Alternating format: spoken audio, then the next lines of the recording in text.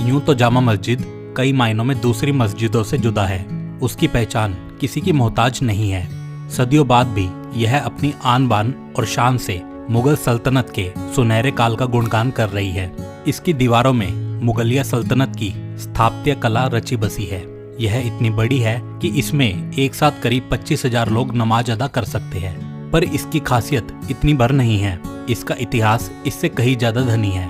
कहते हैं कि एक बादशाह ने अल्लाह का सबसे ऊंचा दरबार बनाने का सपना देखा और उस सपने की ताबीर बनी दिल्ली की जामा मस्जिद। तो आइए इतिहास के पन्नों को पलटकर एक बार फिर से इसकी कहानी के बारे में बताने की कोशिश करते हैं। दोस्तों, जामा मस्जिद का सपना मुगल बादशाह शाहजहां ने देखा था।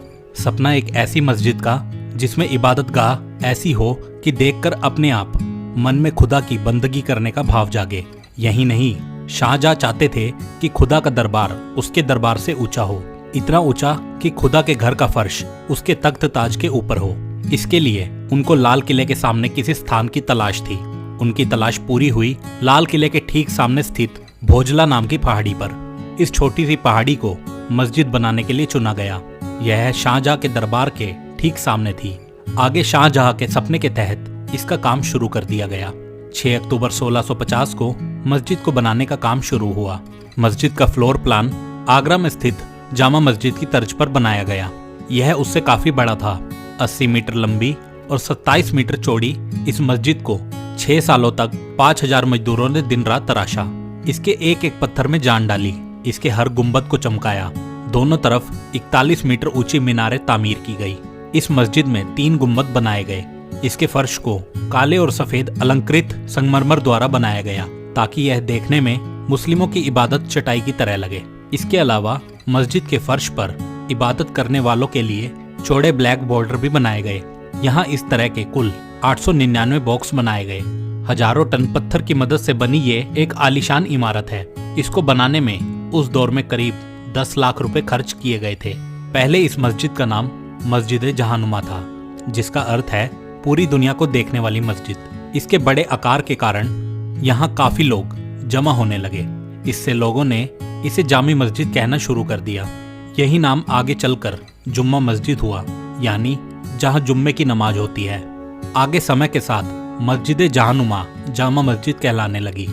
जिस दौर में इस मस्जिद का निर्माण हुआ उस दौर में मुगल वास्तुकला अपने चरम पर थी। यह वही समय था जब इस्लामी वास्तुकला कई बेहतरीन इमारतों में देखने को मिली। चूंकि शाहजहां ने एक सपना देखा था कि वह अपने शासनकाल में भारत में दुनिया का सबसे खूबसूरत शहर बनाएगा। इसके लिए शाहजहां ने शाहजहांबाद बसाया, जो फिलहाल पुरानी दिल्ली के रूप में जाना जाता है। इसी शहर में जामा मस्जिद तैयार की गई थी, जो मुगलिया कला की समृद्धता का बड़ा उदाहरण बनी। मस्जिद की नक्काशी में हिंदू एवं जैन वास्तुकला की भी छाप छोड़ी गई। माना जाता है कि जामा मस्जिद शाहजहां की आखिरी अतिरिक्त खर्चीली वास्तुशिल्प थी। इतना ही नहीं, मुगल शासक शाहजहां का यह अंतिम आर्किटेक्चरल काम था। इसके बाद उन्होंने किसी कलात्मक इमारत का निर्माण नहीं करवाया। मस्जिद जब तैयार हुई तो इसके इमाम को लेकर भी काफी जद्दोजहद हुई। बादशाह चाहते थे कि इस खास मस्जिद के इमाम भी खास हो। काफी समय तक इमाम की तलाश की गई, जो उज्बेकिस्तान के एक छोटे से शहर बुखारा में जाकर खत्म हुई। इमाम के लिए यहाँ से एक नाम सामने आया। वो था सैयद अब्दुल गफूर शाह का। सैयद अब्दुल गफूर शाह की इमामी में 24 जुलाई 1656 को जामा मस्जिद में पहली बार नमाज अदा की गई। इस दिन दिल्ली की आवाम के साथ शाहजहां और उनके सभी दरबारियों ने पहली बार जामा मस्जिद में नमाज अदा की। मुगल बादशाह ने इमाम अब्दुल गफूर को इमाम सल्तनत की पदवी दी। इसके बाद उनका खानदान ही इस मस्जिद की इमामत करता चला आ रहा है। सैयद अब्दुल गफूर के बाद सैयद अब्दुल शकूर इमाम बने। इसके बाद सैयद अब्दुल रहीम, सैयद अब्दुल रहमान, सैयद अब्दुल करीम, सैयद मीर जीवान शाह, सैयद मीर अहमद अली, सैयद मोहम्मद शाह और सैयद अहमद बुखारी इमाम बने। दोस्तों, चूंकि मस्जिद ऊंची पहाड़ी पर है इसलिए दूर से दिखाई देती है। यह पूरी संरचना लगभग 5 फुट ऊंचे स्थान पर है ताकि इसका भव्य प्रवेश द्वार आसपास के सभी इलाकों से दिखाई दे सके। सीढ़ियों की चौड़ाई उत्तर और दक्षिण में काफी अधिक है।